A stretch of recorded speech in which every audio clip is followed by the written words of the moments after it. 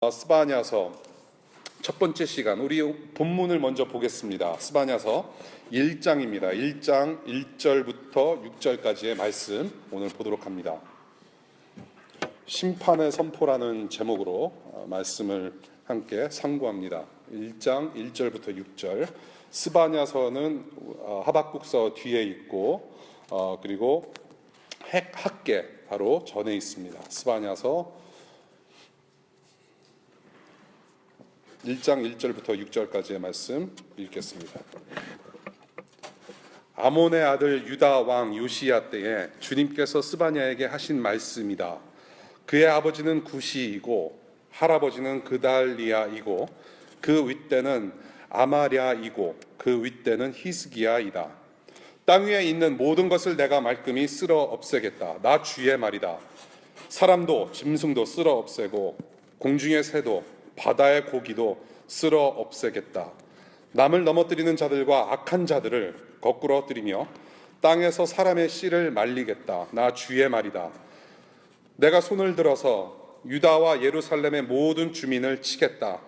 이곳에 남아있는 바알 신상을 없애고 이방 제사장을 부르는 그마림이란 이름도 뿌리 뽑겠다.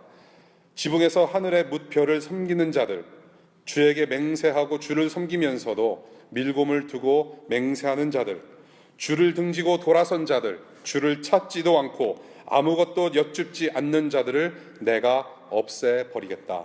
주님의 말씀입니다. 함께 기도하겠습니다. 하나님,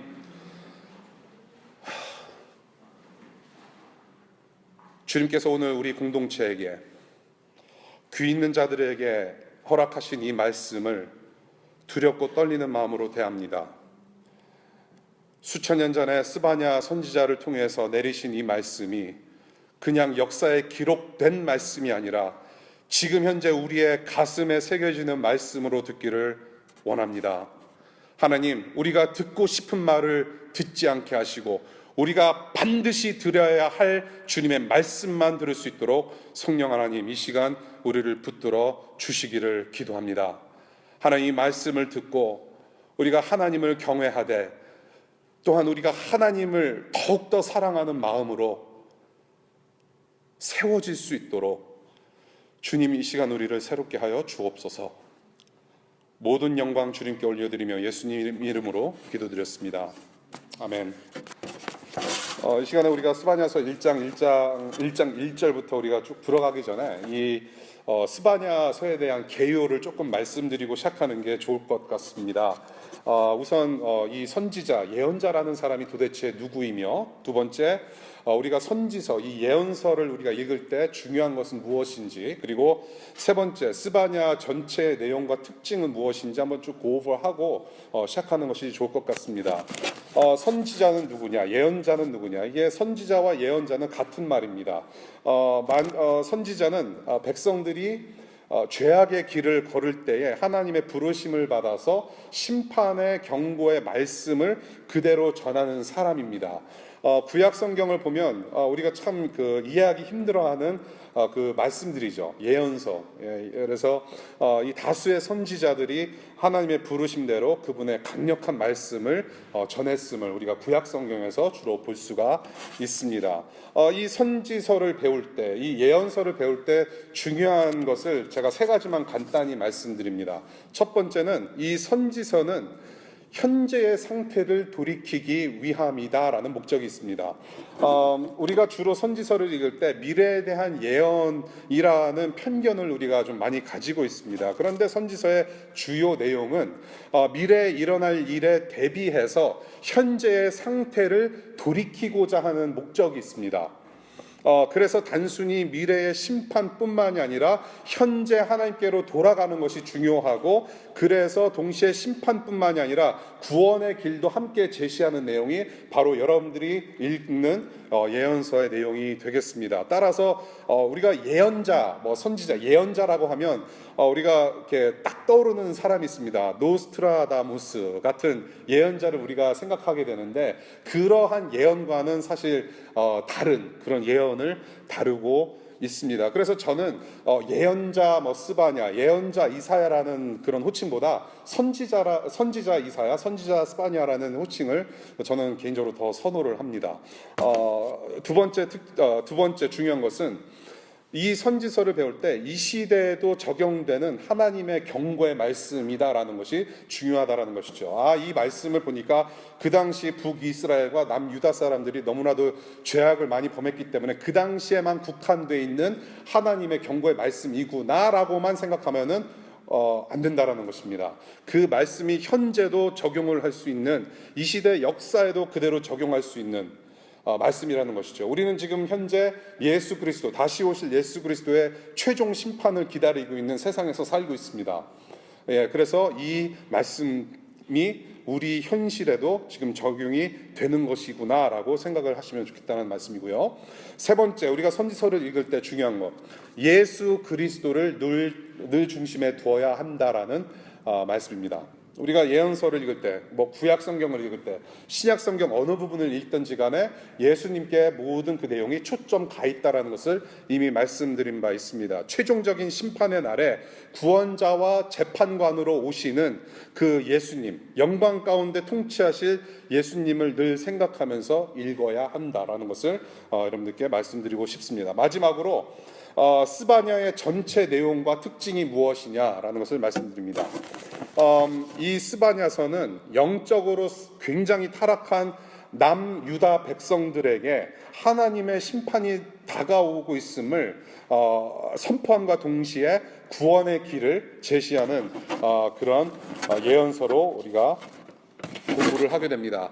여러분들이 이해하기 힘들어하는 예언서 있죠. 이사야서와 예레미야서가 가장 대표적인 예언서가 아닌가 싶습니다.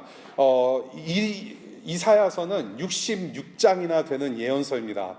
그래서 굉장히 길고, 여러분들이 66장이 이사야서를 가지고 큐티를 하거나 묵상을 하게 되면 상당히 힘들 것입니다. 그런데 다행인 것은 여러분들이 오늘부터 저와 함께 공부하게 될 스바냐서는 이사야서와 예레미야서를 축약해 놓은 축소판이라고 해도 됩니다. 그래서 스바냐서를 잘 공부를 하시면 나중에 여러분들이 이사야서나 예레미야서를 묵상하시거나 공부하실 때 조금 더 이해가 빠르실 겁니다. 그러한 특징이 있습니다. 그래서 여러 문체와 내용이 비슷한 부분들이 많고요. 그래서 저는 이 스바냐서를 앞으로 한 6, 7주 정도 같이 공부를 해가면서 현재 저와 여러분들의 모습, 저와 여러분들의 현재 그런 영적인 상태를 좀 같이 고민했으면 좋겠고, 또한 우리뿐만이 아니라 우리가 지금 속해 있는 공동체, 우리가 속해 있는 가족 공동체, 교회 공동체, 나라 공동체, 민족 공동체를 좀 되돌이켜 보면서 정말로 하나님의 그 심판과 구원의 그 주인 되시는 그 하나님께서 이 시대에, 이 역사 가운데 어떻게 일하고 계시는지, 우리는 그 하나님 앞에서 어떻게 세워져야 되는지를 좀 함께 우리가 진지하게 고민하면서 기도 가운데 이 말씀을 대했으면 좋겠다는 생각입니다. 먼저 1절을 보겠습니다.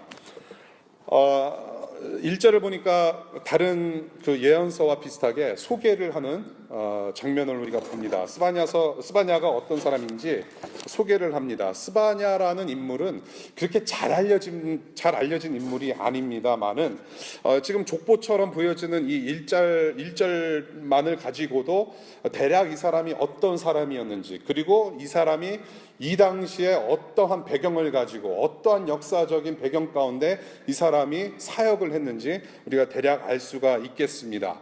이스라엘이라는 나라가 두 나라로 갈라졌습니다. 지금 남한과 북한이 갈라졌듯이 남유다와 북이스라엘로 갈라졌는데, 오늘 1절을 보니까 남유다인으로서 하나님의 말씀을 선포한 선지자로 우리가 보게 됩니다. 그 유명한 남유다의 왕 히스기야의 현손이라고 소개를 하고 있고요.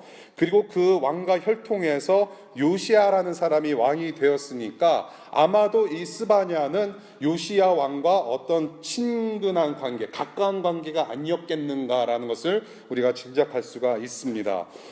오늘 이 족보 1장 1절을 보니까 다른 선지서에서 보여지는 선지자들의 소개보다 조금 더 장황하게 소개를 하고 있습니다. 유다는 하나님을 경외하지 않는 악한 왕들 때문에 영적으로 상당히 부패한 상태에 있었습니다.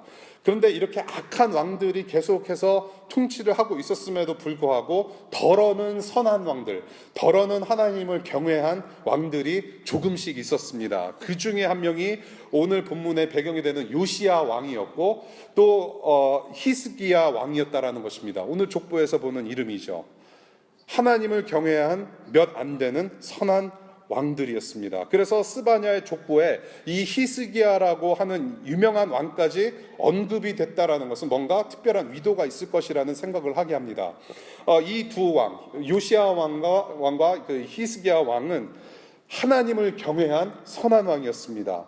이 두 왕의 시대에는 하나님의 성전을 개혁하고 예배를 회복하고자 하는 노력이 있었습니다. 물론 성공하지는 않았습니다만은 그 개혁 운동을 통해서 유다 백성들을 정말로 하나님 앞으로 다시 되돌이키려고 하는 노력이 굉장히 있었다라는 것입니다. 상당히 중요한 비슷한 점입니다. 요시야 왕과 이 히스기야 왕. 따라서 그 시간적인 차이는 있었지만 약 100년이라는 차이는 있었지만 이 두 왕으로부터 내려오는 개혁의 불씨가 바로 스바냐 선지자에게 떨어져서 그런 개혁 운동을 계속해서 이어가는 모습을 우리가 볼 수 있다라는 것입니다. 네, 상당히 중대한 역할을 했다라는 것이죠. 이 스바냐의 소개 후에 하나님의 심판을 선포하는 내용이 2절과 3절에 있습니다. 하나님 앞에서 이 유다 백성들이 얼마나 악하게 변질되었는지 하나님은 스바냐를 통해서 심판을 선포하십니다. 그 심판의 대상과 내용을 보면 정말로 이 유대 사람들이 얼마나 하나님 앞에서 죄악된 모습으로 살았는지 볼 수 있다는 것이죠. 우리 2절하고 3절 보겠습니다. 땅 위에 있는 모든 것들을 내가 말끔히 깔끔히 쓸어 없애겠다. 나 주의 말이다. 사람도 짐승도 쓸어 없애고 공중의 새도 바다의 고기도 쓸어 없애겠다. 남을 넘어뜨리는 자들 악한 자들 거꾸로 뜨리며 땅에서 사람의 씨를 말리겠다. 나 주의 말이다 라고 선포하고 있습니다. 하나님의 경고이며 심판의 계획을 말씀을 하십니다. 앞으로 심판을 하겠다라는 계획. 이 심판은 이 요시야라는 왕이 잘못해서 심판을 받게 된 것이 아니라 이 전에 요시야 왕의 아버님 되시는 아몬 왕, 그리고 그 아버님 되시는 요시야의 할아버님 되시는 므낫세 왕이 저지른 죄악 때문에 하나님께서 심판을 내리실 거라는 말씀을 하시는 것입니다. 이 요시야는 하나님께로 되돌아가려고 많이 노력은 했지만 백성들 마음은 변화시키지 못했다라는 것입니다. 구체적인 개혁은 있었습니다. 세월호 이후로 우리가 흔히 SNS나 우리가 주로 흔히 듣는 말 중에 하나가 재구성이라는 단어입니다. 나라가 이래서는 안 된다. 구성을 다시 해야 된다. 재구성해서 새롭게 태어나야만 이런 일이 없을 것이라는 이야기를 많이 들었습니다. 재구성을 했습니다. 노력을 했습니다. structure wise, 구조적으로 조정을 해서 개혁을 시도를 했습니다만은 사람들의 마음은 움직이지 못했다라는 것이죠. 예. 나 주의 말이다. 반복하시면서 심판은 하나님께서 직접 행하시는 일임을 강조하고 있습니다. 어떻게 심판하시는가? 이제 무서운 표현이 나와요. 쓸어 없애겠다. 진멸할 것이다 라고 반복하시면서 경고하세요. 오늘 혹시라도 교회라는 데를 한번 가보자. 그래서 기독교인들이 어떻게 예배를 하나, 이 설교가 뭔지 궁금해하신 분들, 오늘 처음으로 교회 발 디디셨는데 심판을 얘기하고 쓸어 없애버리겠다라는 얘기를 하니까 놀라신 분들이 계실 거라고 생각을 합니다. 여러분들 끝까지 들으시면 이게 이런 게 아니구나라는 것을 이해하실 수 있을 것 같아요. 상당히 이 무섭고 무거운 표현입니다. 싹쓸이 하시겠다라는 얘기예요. 싹쓸이. 근데 지금 우리가 2절과 3절의 말씀을 보면은 역사적인 사건이 하나가 떠오릅니다. 그것이 뭐냐면 노아의 홍수입니다. 홍수가 일어납니다. The flood. 노아의 홍수. 노아가 방주를 만들어서 홍수를 면하게 되는 그런 사건을 여러분들이 기억하십니다. 하나님께서 홍수를 보내주시기 전에 바로 하신 경고의 말씀이랑 상당히 일치하는 내용입니다. 진멸해버리겠다. 땅 위의 모든 것을 다 쓸어버리겠다. 똑같은 말씀을 하셨어요. 그리고 홍수를 통해서 바로 그렇게 하셨어요. 다 쓸어버리셨습니다. 그런데 지금 여러분들이 스바냐서를 읽고 있는 이 본문과 노아의 홍수와는 약간 다른 점이 있습니다. 그 다른 한 가지 차이점은 뭐냐면 노아의 홍수 때에는 물고기들이 살았을 확률이 컸다라는 것입니다. 예, 여러분들이 창세기를 읽어보면은 물고기가 암수컷 쌍으로 노아의 방주에 들어간 일이 없습니다. 예, 물고기를 진멸하시겠다는 말씀이 없으셨어요. 그리고 하나님께서 뭘로 진노하셨나요? 물로 진노하셨습니다. 비를 내려주셨어요. 그렇다면은 물고기는 뭐 익사할 일이 없으니까 아무래도 물고기들은 살았을 것 같아요. 그런데 오늘 본문의 말씀을 보면 물고기도 바다의 고기도 쓸어 없애겠다라는 말씀을 하시는 겁니다. 그 의미는 뭐냐면 노아의 홍수 때보다도 더 완벽하고 더 처절하고 더 철저한 재앙을 내리시겠다라는 계획을 말씀하시는 거예요.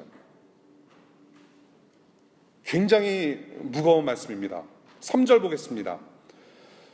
그렇게 나 주의 말이다 씨를 말리겠다 하시면서 쓸어버리겠다 하시면서 3절 진멸당하는 순서가 있습니다.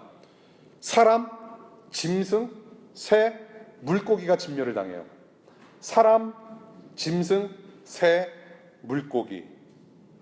어디서 많이 들어본 순서죠.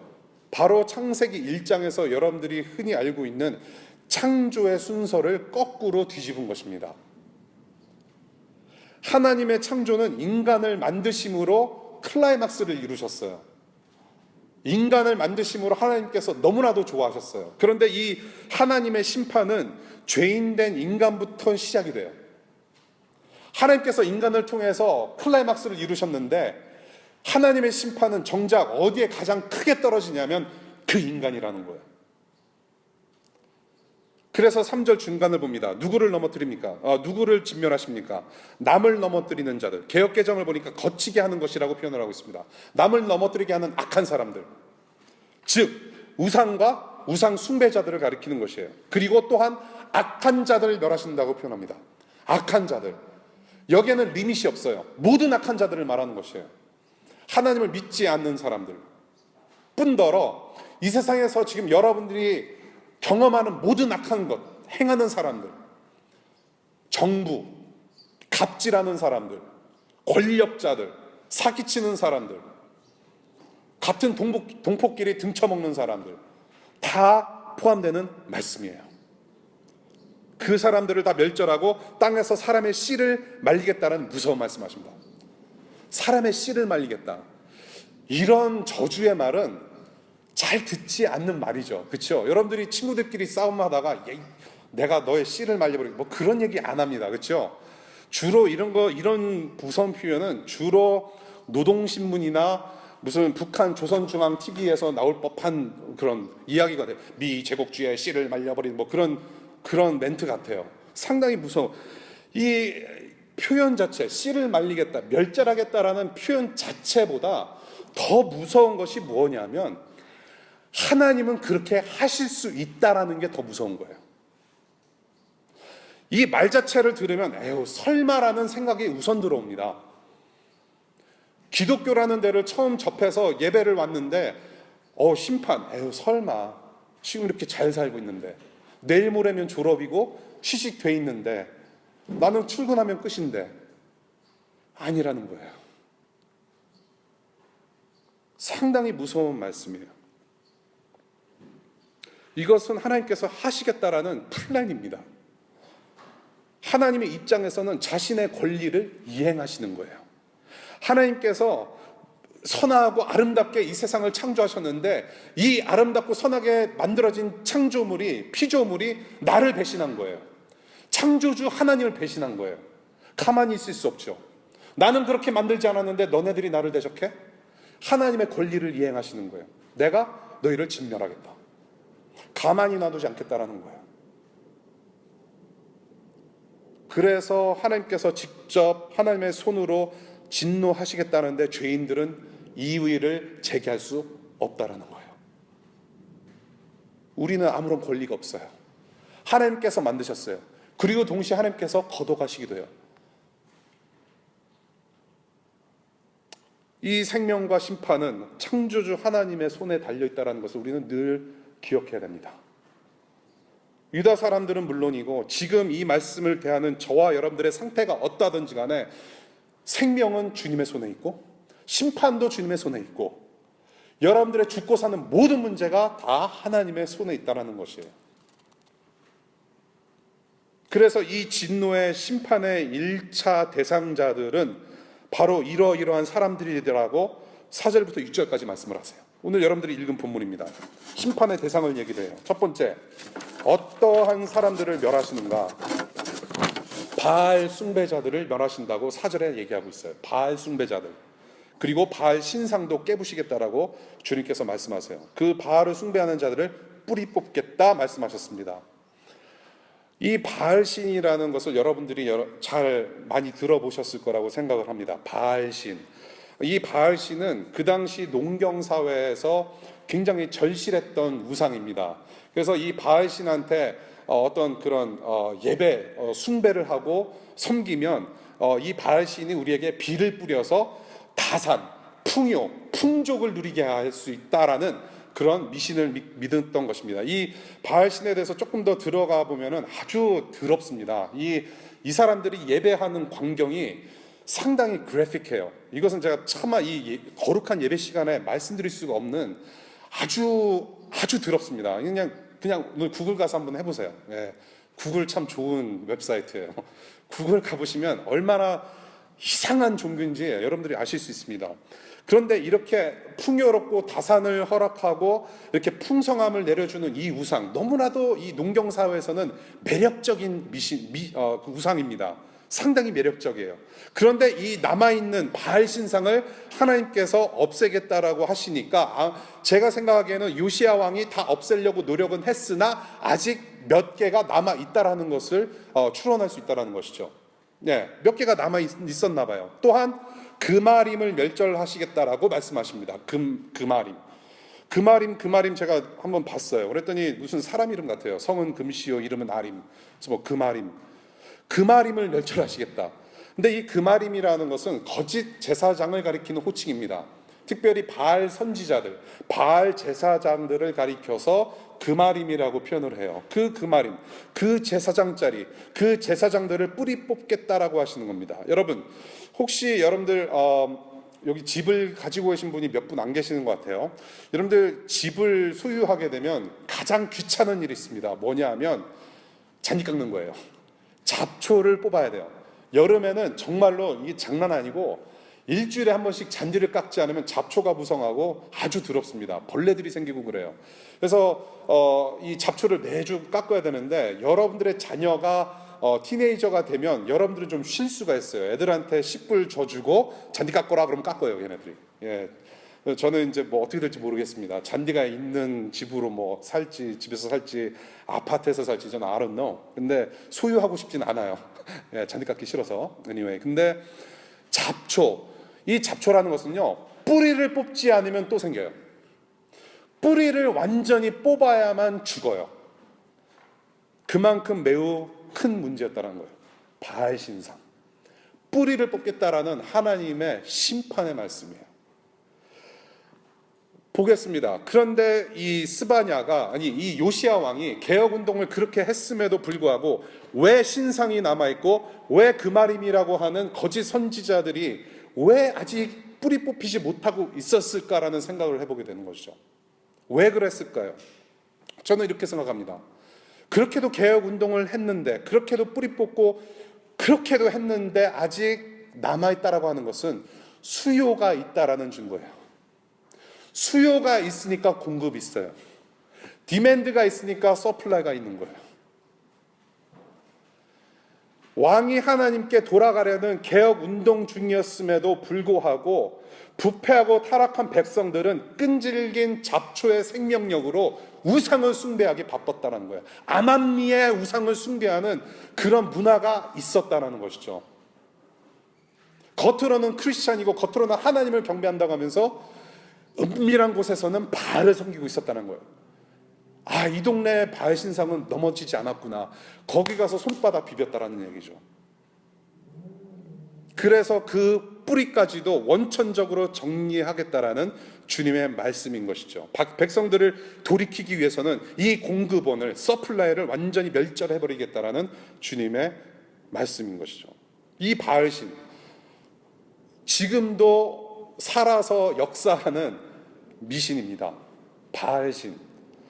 바알신앙은 지금으로 말하자면 물질 만능주의, 기복주의 사상이에요. 예. 수천 년 전에는 농경사회에서 비를 내려주시옵소서 그러면서 혼잡하고 아주 더러운 방법으로 그 바알신을 예배하면서 비 내려주기를 바랬고, 그래서 뭔가 다산, 풍요, 풍성함, 뭔가 많은 것을 요구하고 복을 요구하고 이 세상의 풍요로움을 누리면서 살고자 하는 그 마음, 지금의 시대도 있다라는 얘기죠.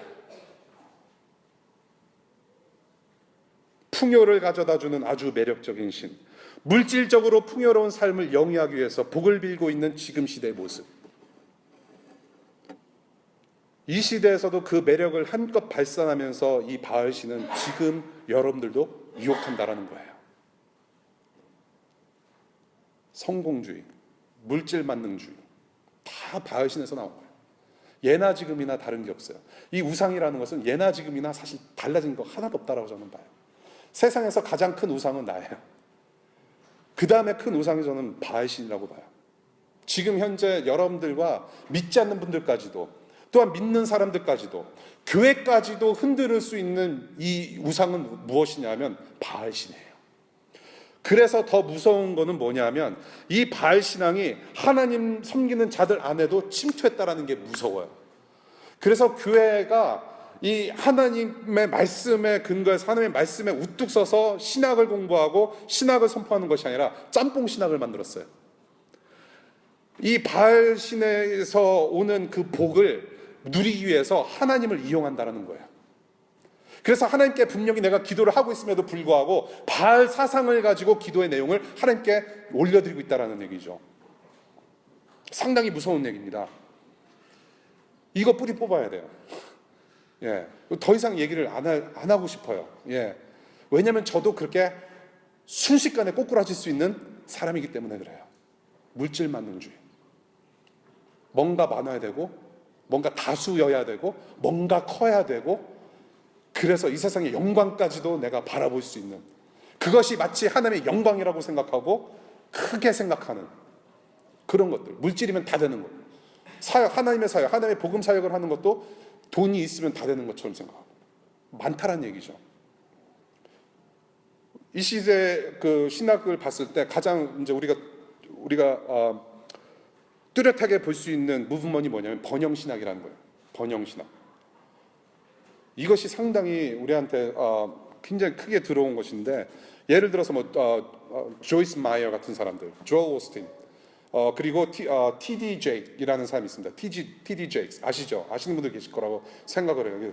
흑인인데 굉장히 등치 크신 분이에요. 금목걸이가 달고 다니고 금반지 막 이렇게 끼고 다니시는 설교가가 있어요. 여러분들이 주로 미국 사역자들을 보면은 가장 문제를 일으키는 분들은 TV에 자주 나와요. 예, TV에 자주 나오는 분들을 그냥 경계하시면 돼요. 예. 그런데 예를 들어서 T.D. 제이크스라는 사람은 어떤 사람이냐면은 자기가 복음 사역을 하기 위해서 전 세계 열방을 향하여서 다녀야 되는데 여러분들이 헌금을 해야 된대요. 왜 헌금을 해야 되느냐? 자기 자가용 비행기가 필요하대요. 그것을 대놓고 TV에서 얘기를 해요. 그런데 더 웃기는 건 뭐냐면 성도들이 바쳐요. 온라인으로 헌금을 보내요. 또 헌금 보내요. 수요가 있으니까 T.D. 제이크스는 공급하는 거예요. 이게 지금 뭐냐면요, 거짓 선지자들이에요. 마그림 같은 사람들이 있다는 얘기죠. 이 T.D. 제이크스만 뿐만이 아니에요. 상당히 여러분들이 들으시면 깜짝 놀랄만한 목사님들, 사역자들이 이 부류 안에 있어요. 하나님께 헌금 많이 하면 그만큼 복을 누릴 수 있다는 그 거짓을 서슴지 않고 얘기하는 분들이 많다라는 거예요. 달동네에서 그렇게 힘들게 사는 이웃들이 있는데, 성도들이 있는데 그 사람들한테 마저도 헌금을 강요해요. 어떤 식으로 헌금을 강요하냐? 봐라, 네가 그렇게 힘들게 살고 가난하게 살지 않느냐. 지금 봐라, 달동네에서 지금 수십 년째 살고 있고 아파트에서 언제 살래? 그러면서 하나님께서 복을 주시려는데 그 복을 받으려면 너는 헌금해야 돼. 11조 바쳐야 된다는 거예요. 한 달 월급이 100만 원인데 10만 원 뛰면은 뭐가 될까요? 90만 원으로 애들 자녀 교육비 내야 되고 밥값 해야 되고 생계 힘들어요. 그 헌금을 강요해요. 그런데 내가 그 복을 받기 위해서는 그래도 힘들고 믿음으로 바쳐야지. 그런 상황이 지금 현재 벌어지고 있다는 얘기예요. 그것뿐만이 아니죠. 상당히 많은 예들이 많습니다. 그래서 요즘은 이런 말도 있어요. 창세기 1장을 가지고도 헌금을 강요하는 설교가 가능하다. 여러분, 창세기 1장이 어떤 내용인가요? 천재 하나님이 천지를 창조하셨느니라. 그러면서 천지를 창조한 내용이 쭉 나와요. 여섯째 날, 다섯째 날, 넷째 날 그러면서 보시기 아름다워요. 그런데 어떻게 거기서 헌금을 강요하는 내용이 나올 수 있을까요? 저는 아무리 생각해도 대단한 사람들이에요. 이게 바로 어디냐? 바알신앙에서 나오는 거예요. 수요로 인한 공급이 있다라는 거예요. 제가 왜 수요와 공급을 말씀을 드리냐면, 이 스바냐라는 사람이 개혁을 일으킬 때에 이 다른 선지자들도 그렇습니다만은 선지자들이 경고의 말씀을 선포하고 예언의 말씀을 선포할 때 주로 왕과 제사장들, 그때 신정 정치였기 때문에 왕과 제사장들한테 1차적으로 선포하는 말씀을 한 거예요. 너네들이 잘해야 백성들이 따라온다라고 하는 거예요. 그런데 그 개혁은 단순히 왕과 제사장들만의 몫이 아니라 백성들에게도 필요했던 거란 얘기죠. 백성들이 수요가 없었으면은 거짓 제사장들이 있을 필요가 없었다라는 거예요. 백성들의 마음이 움직이지 않았기 때문에 왕과 제사장들이나 백성들이나 same 한 통속 했다라는 거죠. 수요로 인한 공급이 있어요. 그래서 서로 즐긴다라는 거죠. 바알 신앙을 서로 즐기는 그 서클 안에 있는 거예요. 겉과 속이 다른 수박의 모습입니다. 겉모습은 기독교인인데 속은 바알을 향하여서 바알을 섬기고 하나님을 이용한다는 거예요. 교회에 그렇게 침투해 와 있다는 거예요. 굉장히 무섭습니다, 여러분. 교회도 이렇게 심한데 눈에 보이지는 않지만 이 DC를 덮고 있는 바알 신앙은 얼마나 더 강력할까요?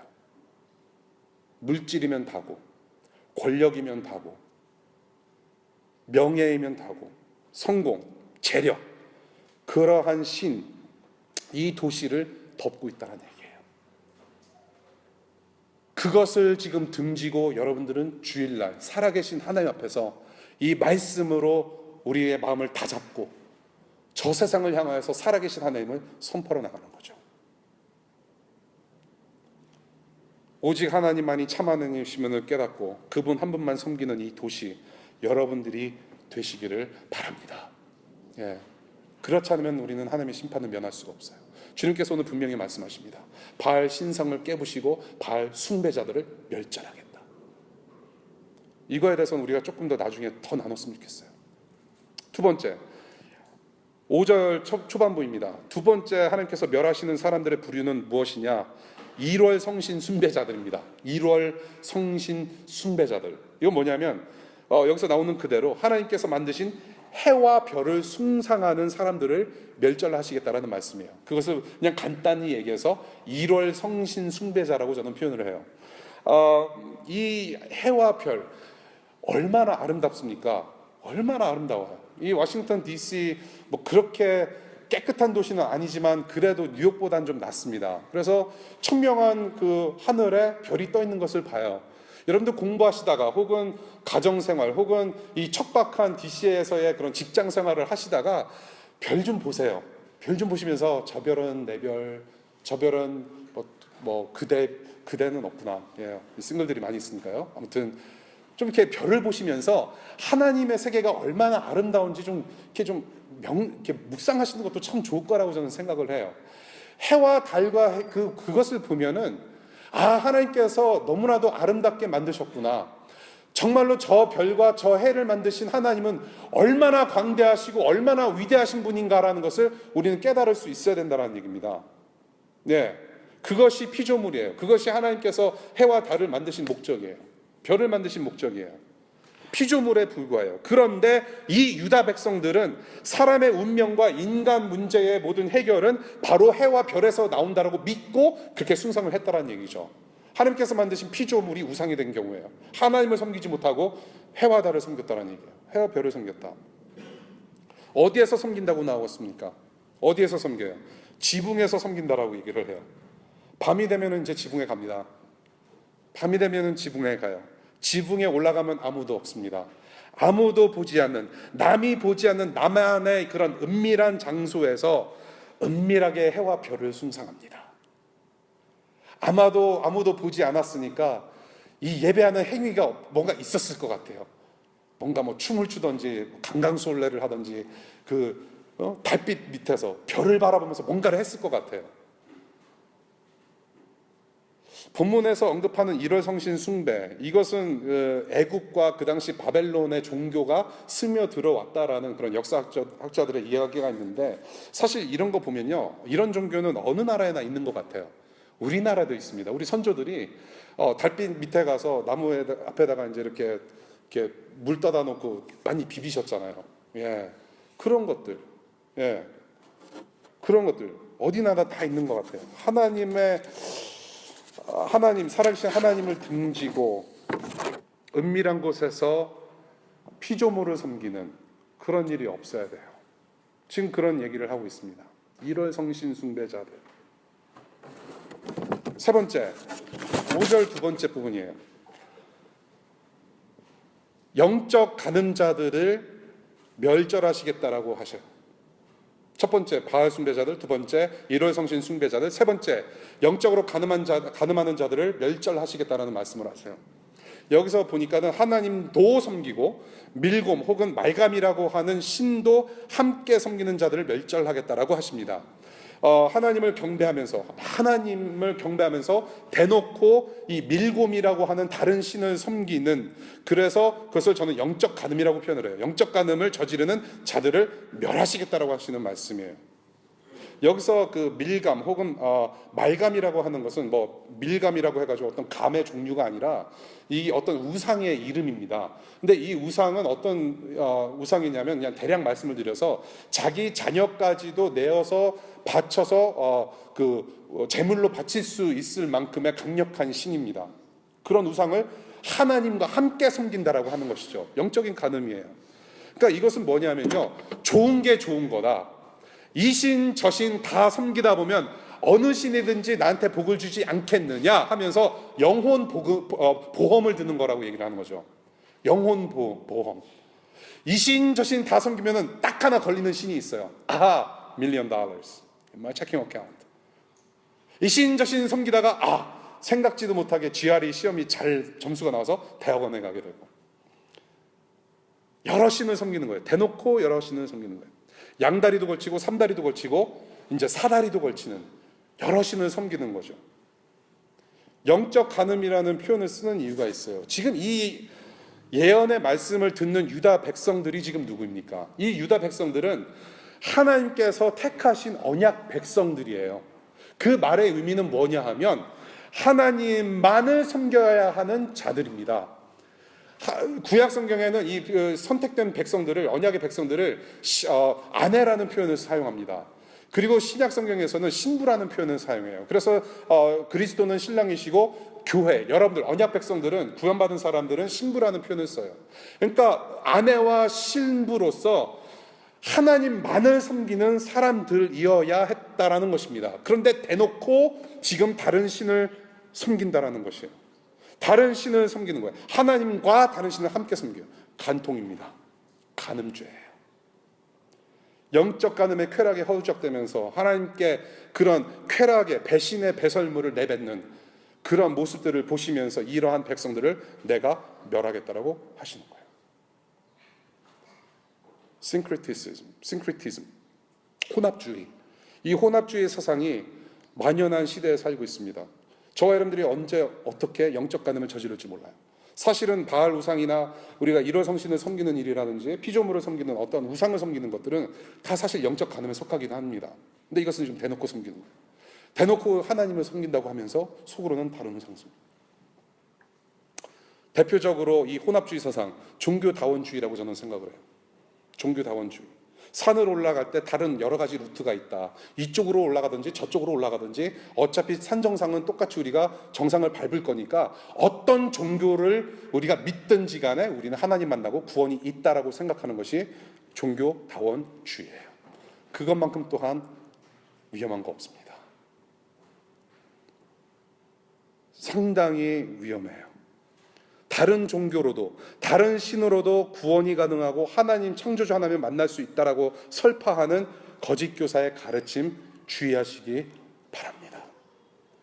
장로교라고 해서 다 똑같은 장로교 아니더라고요. 어떤 장로교회도 어떤 장로교도 이러한 가르침을 따르는 사람들이 있습니다. 거짓 선지자들이에요.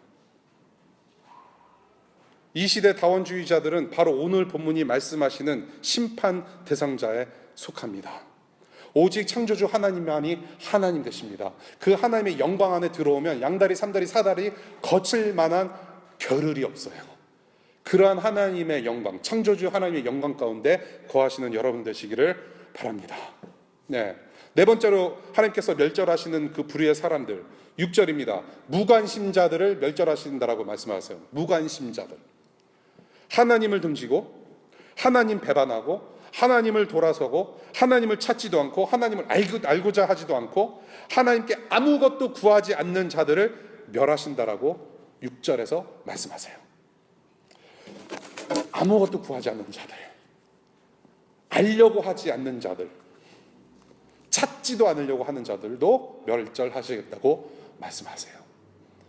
저는 여러분들이 이 예수라는 이름, 예수 그리스도라는 하나님의 아들을 이름을 듣는 일이 여러분들이 그냥 일요일에 교회 와서 한 번 듣고 마는 이름이 아니기를 바랍니다. 주중에 그냥 한 번 예수님 이름 듣고 그러면 어쩌다 한번 식사기도 할 때 예수님의 이름으로 기도했습니다. 그때만 예수님의 이름이 거론되는 그런 신앙인이 아니었으면 좋겠습니다. 교회 생활을 수년간 했는데도 혹시 여러분들의 관심이 어디에 있는지, 나를 구원하시고 나를 지켜주시고 나를 인도해 주시는 이 하나님, 그리고 이 하나님의 형상대로 나는 거룩하게 변화받기를 원합니다. 그러한 관심 외에, 하나님의 영광을 떠난 관심 외에 우리가 다른 관심이 있다면 문제가 있다는 것이죠. 하나님의 이름을 일주일에 한 번 듣고 하나님의 말씀을 그냥 앞에서 말씀 선포자가 읽어주는 대로 듣기만 하고 나는 말씀을 접했다라고 생각하는 것들, 믿는 자들의 문제라고 저는 봐요. 일반 회사에 들어가도 회사 면접 볼 때 여러분들이 레주메 보내고 그리고서 인터뷰 오십시오. 연락 오면은 여러분들이 가장 먼저 하는 일이 뭡니까? 그 회사 기업의 홈페이지 들어가서 이 기업의 비전이 무엇이고 미션이 무엇인지, 도대체 무엇을 하는 회사인지 알고 들어가야 돼요. 인터뷰뿐만이 아니라 이 사장의 그 마인드가 어떤 마인드인지, 이건희 회장님의, 아니 이제 이재용 씨군요. 이재용 씨가 추구하려고 하는 기업의 방향은 무엇인지 알고 있어야 돼요. 전 직원들이. 네, 다 그래요. 이분 나라 자체도 그래요. 대통령의 이 생각이 무엇인지, 더러는 무슨 생각을 하고 있는지 모르는 분들도 있지만은 아무튼 알아야 돼요. 근데 수년 동안 5년 이상 10년 이상 나는 모태신앙이라고 하면서 도대체 복음이 무엇인지 모른다는 얘기예요. 복음에 대해서 설명을 할 수 있어야 되는데 10년 이상 하나님을 섬겼다고 하면서 복음의 내용을 몰라요. 1년에 한 번 창세기부터 요한계시록까지 얼만큼 읽었는지도 잘 모르겠고, 횟수가 중요한 것은 아니지만 그런 상황입니다. 하나님을 알고자 하지도 않고 찾고자 하지도 않고 물어보지도 않고 관심이 없는 상태. 저는 우리의 삶 가운데 늘 싸우고 있는 개념이 저는 이거라고 생각해요. 파트타임의 하나님 vs 풀타임의 하나님. part-time God vs full-time God.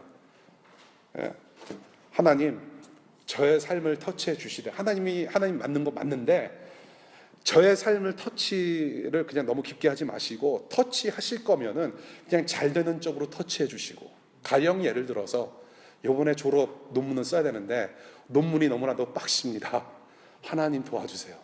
그 외에 다른 나의 은밀하게 저지르는 죄악들, 이건 일단 졸업 후에, 일단 논문 중요해요. 아, 주님, 내가 이제 30 넘어가지고 이게 빨리 결혼을 해야 될 것 같은데 내 친구들 다 해가지고 내가 그 축의금 뿌린 것만 해도 지금 수억인데 이거 회수해야 돼요. 주님, 결혼시켜 주세요. 장가 보내주세요. 시집 보내주세요. 그러나 나의 거룩함은 일단 뒤로 하고 이거 먼저.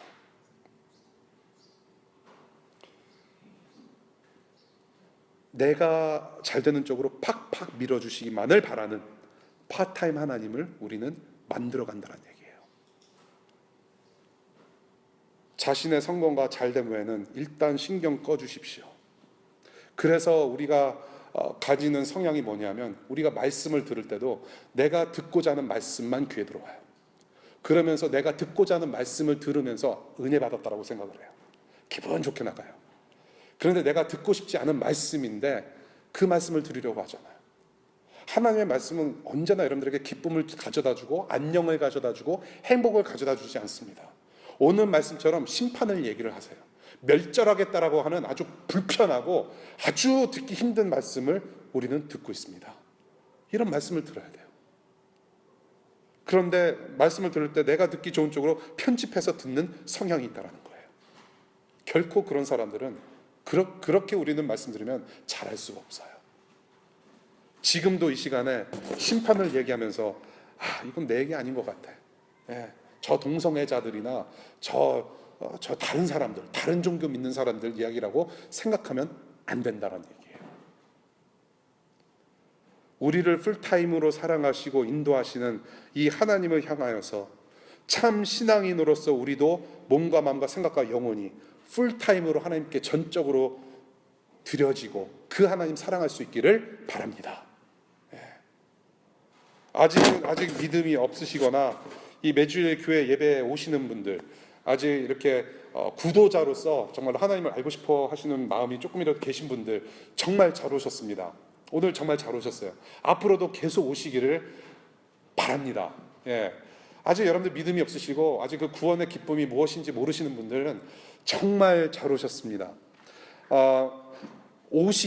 여러분들이 예배 오시되 다른 이 믿는 사람들이 어떻게 예배하는지 좀 보시면서 하나님을 찾고 구하시고 또 그렇게 하나님을 알아가시면서 사랑하시는 마음도 생기시기를 바랍니다.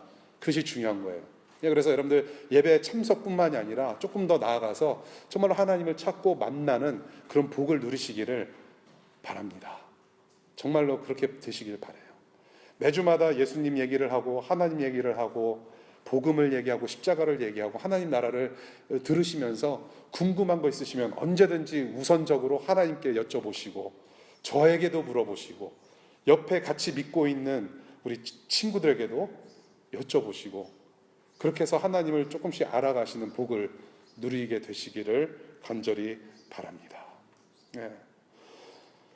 이 스바냐서를 기획하고 오늘 말씀 준비하면서 머릿속을 맴도는 한 가지 생각이 있습니다. 그게 뭐냐면 본 해터 목사님이라는 분이 2차 세계대전 때도 말씀하셨던 건데, 이 세상은 하나님이 없는 것처럼 살아가고 있다.